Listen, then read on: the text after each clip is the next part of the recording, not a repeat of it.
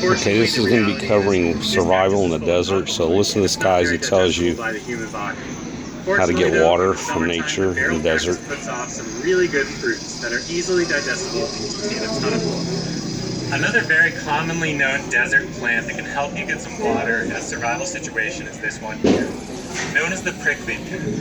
As the name suggests, you want to be really careful when handling these. What you can do is break off one of the pads, grind off all the mini little thorns on there, known as lockets, and eat the pulpy inside. Alright, so it's important to note that none of these tips and tricks are going to allow you to live in the desert indefinitely. But hopefully, a few of these techniques used together will buy you enough time until you're rescued or you find your own way out.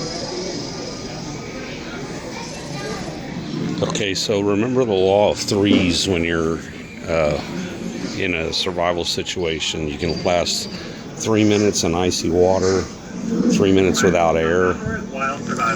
You can last 3 hours before your core body heat plummets too far. You can last 3 days without water, and you can last 3 weeks without food.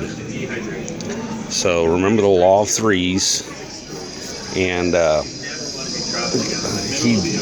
he didn't really cover a lot of this. If you can just, if you've got water and you can't make a fire, if you can find water, you obviously want to find water that's flowing over a stream. Water that's flowing over exposed rock that's shallow like a stream is being exposed to the air and ultraviolet radiation, so it's probably clean to drink. If you have some kind of stagnant water, you want to heat it. This is showing a way to capture condensation overnight. This is only going to give you a very small amount of water, and obviously if you have a large tarp, it's going to do much better. And this one's showing that to scale like a large bucket. So if you had a giant tarp, this would work. Most people don't have a giant tarp though. So if you don't have, if you have access to like a stagnant water and you can make a fire,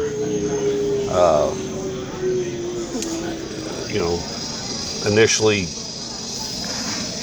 put the partle, get your shirt and strain the water through the shirt. Use that as a filter to get it down to where at least it looks there's no large things in there before you heat it.